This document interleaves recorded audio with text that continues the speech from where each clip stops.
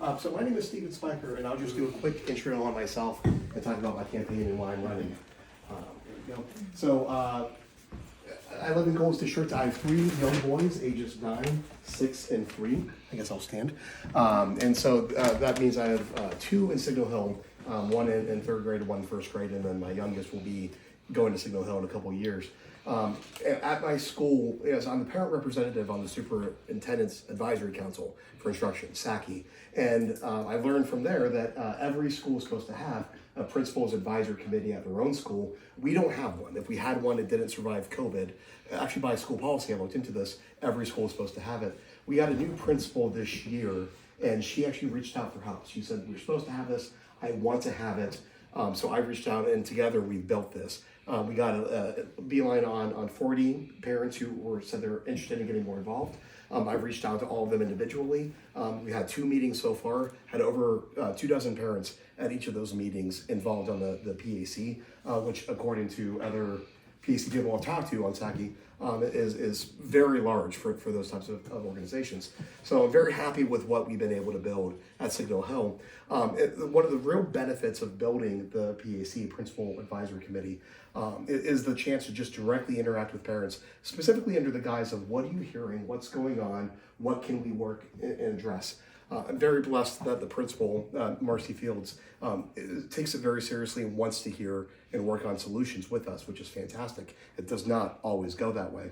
But one of the biggest undercurrent of everything that I've heard from other parents is that when something comes up, when they see something they don't like, when something needs to be fixed, they don't know who to talk to.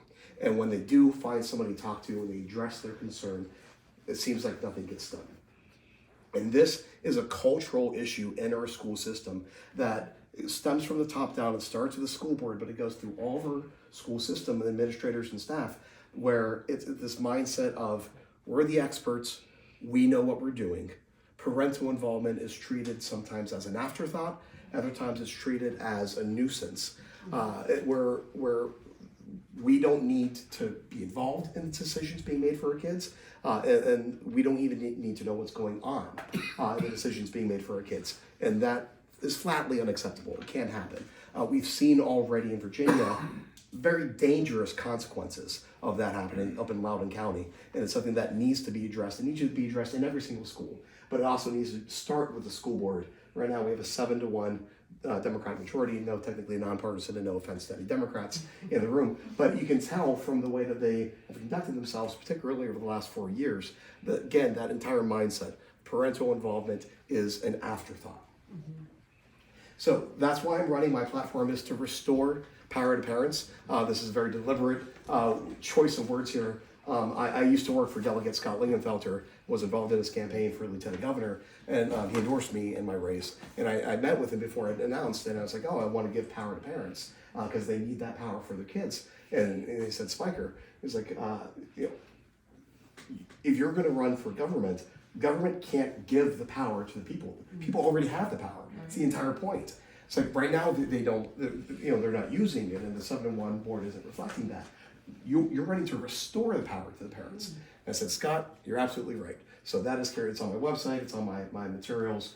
It's very just more parental involvement.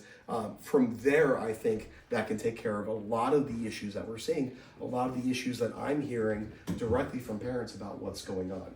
So it's a 2-way street communication. Schools need to do a better job of letting us know what's going on in their kids' classrooms, and that in turn empowers and equips parents to be more involved.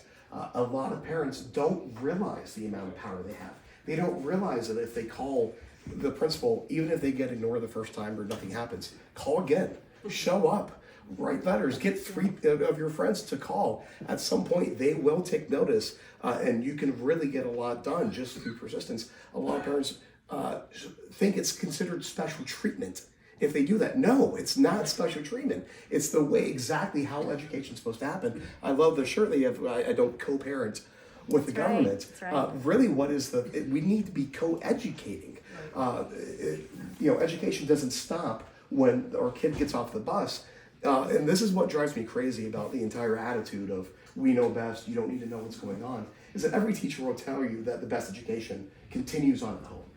Parents can help with homework. Parents can help you study for a test, prepare for the next grade, prepare for the next, course instruction. But yet they go out of their way to not tell us what's going on. So they're sabotaging their own mission. But the point is that the parental involvement should be the norm. Is that a beat for me? I don't know. No, I think it's Okay. just a thing. Fantastic.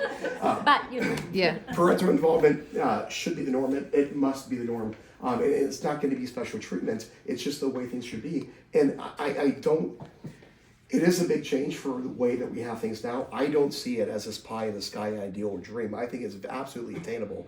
It needs a culture shift in their schools, and it does need to happen school by school. And the way that it needs to work, and this is where I come in at school board, is that it takes parents reaching out to teachers, reaching out to administrators, reaching out to principals and saying, this is what's happening, it needs to change, or this is what's best for my kid, make it happen.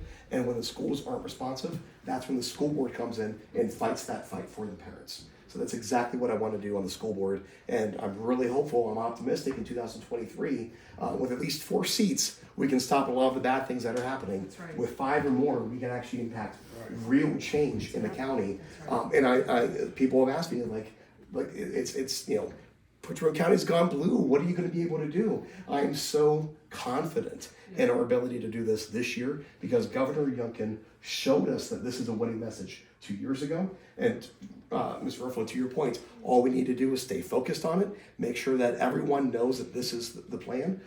This school board has not faced a comeuppance from the decisions that they made during the pandemic. That's right. They are going to hear from us, and they're not going to like what we have to say, and that's going to be too bad because we're going to take over and we're going to make these changes that we need to happen starting next year. that's right. Thank you.